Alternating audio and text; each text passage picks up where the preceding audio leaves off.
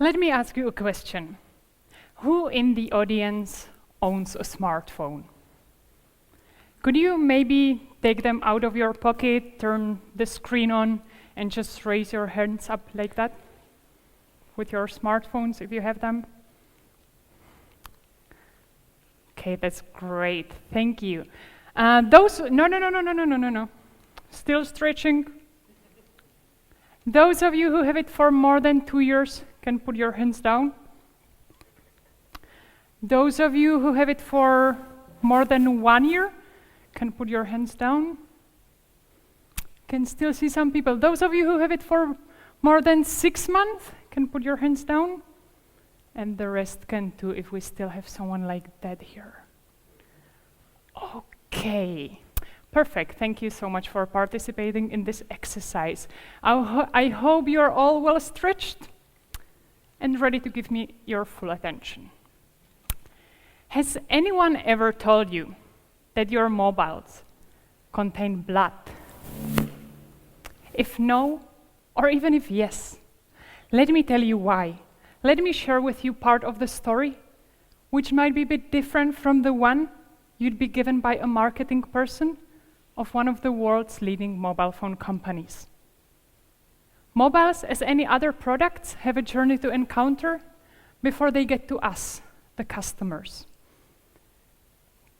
You actually need some very valuable minerals to produce mobile phones. Every smartphone contains 40 different minerals.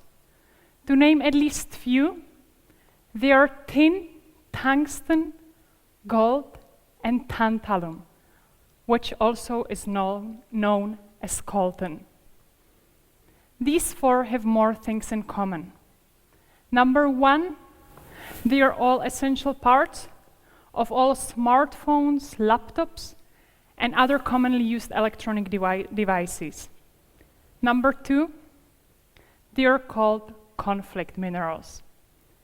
Not to talk in detail about each of these, let me pick one for us, the coltan. 80% of the world's coltan supply can be found in the Democratic Republic of Congo, in the provinces of North Kivu and South Kivu. It's a hilly region on the borders of Uganda, Rwanda, and Burundi. It's super green, very fertile, and among others, one of the last homes of the almost extinct mountain gorillas. Yet, also, it's a region where there's a war going on for the last 20 years. It's the bloodiest conflict since the Second World War. During this conflict, 6 million people have died. An estimated 4 million people had to leave their homes to become refugees. If I were to compare this, if you imagine the population of the Czech Republic, which is 10 million people more or less, it's like 6/10 of our people would die and the rest would become refugees. On top of that, at least 500,000 women were raped, including young girls and even babies. A rape has become a weapon of war. In the Congolese society, it is woman who takes care of the household, who fetches water, who works in the fields, who cooks, takes care of the kids and such. Thus, if you destroy women, you destroy the whole Congolese society. According to the United Nations statistics, every day, 48 women are being raped in the Eastern Congo. To imagine it better, try to think of how many women are in this beautiful theater, and try to think of how many of us would escape rape today. So how are these women and all the war victims connected to our smartphones? Well, it's us, the customers, who drive the world production market. Only a quarter century ago, there was very little demand for coltan. But with the development of technology, the boom of mobile phones, laptops, and other electronic devices which make our life easier, there's been a huge increase in the price of these precious minerals, In the year 2000, the price of coltan increased 6 times to $200 per pound of coltan. This being said, you can imagine that whoever owns the coltan mines must be super rich.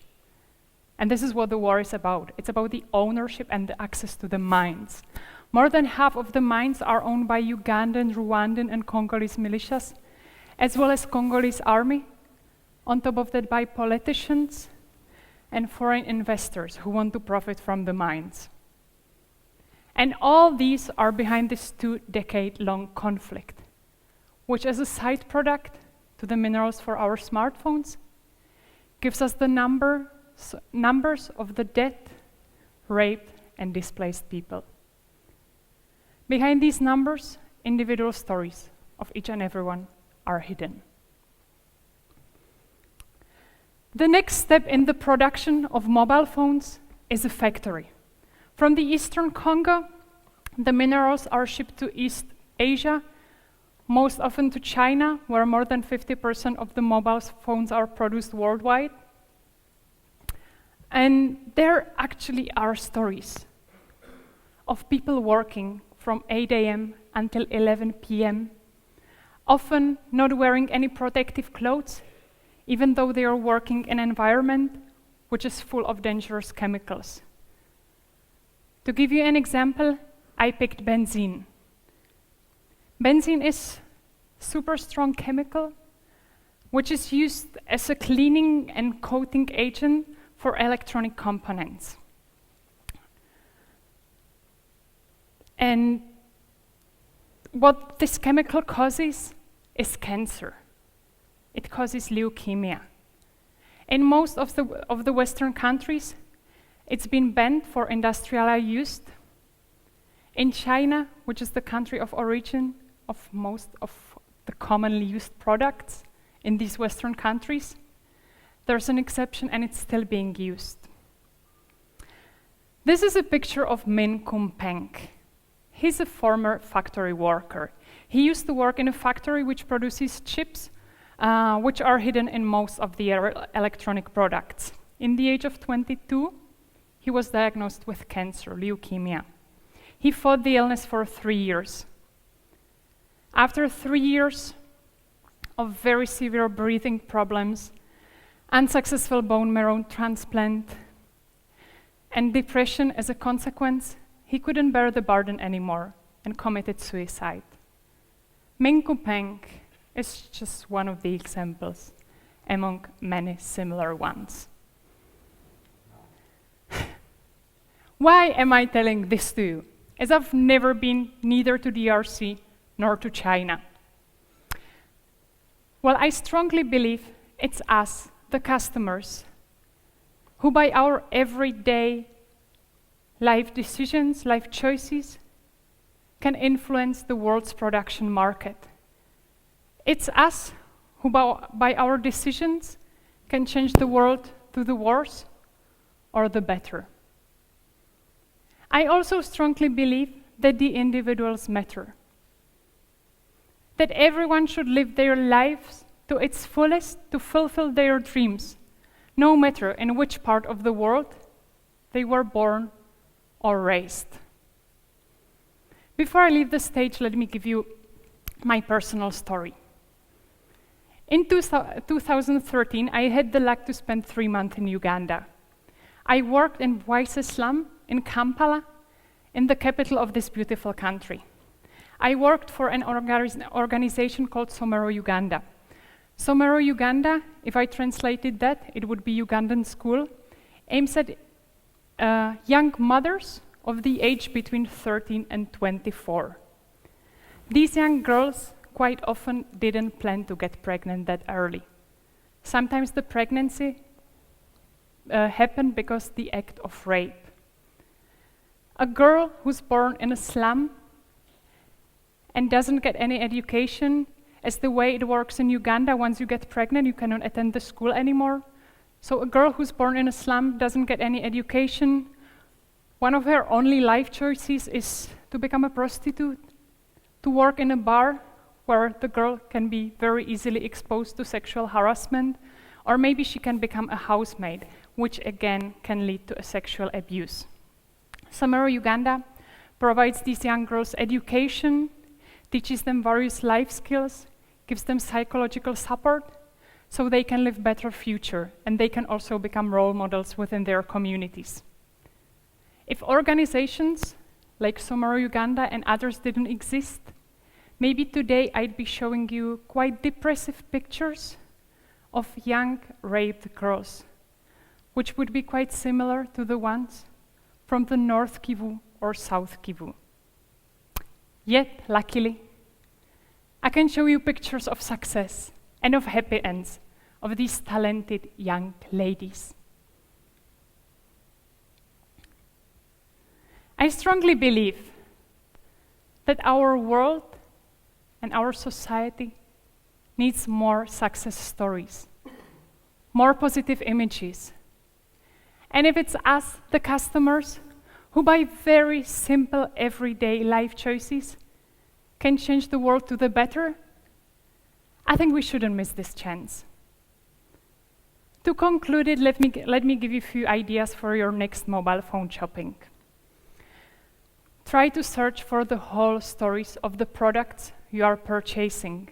There are usually more stories than the ones you can read on the advertisements.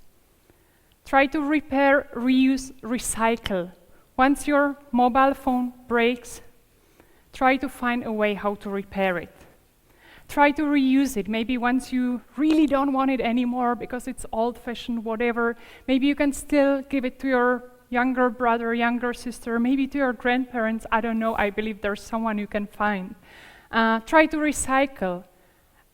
A smartphone which is hidden in your drawer is for no good. Once you recycle it, maybe still some parts of it can be reused. Also, search for fair trade options. There already are movements which are trying to produce fair trade electronic products. Try to consume less. Before you go shopping, try to distinguish between the difference of the word want and of the need. There's quite big difference between these two, what you actually want and what you really need. And also act responsibly, in a way that before you go to bed every night, you can feel well about the decisions you've made during your day. Thank you.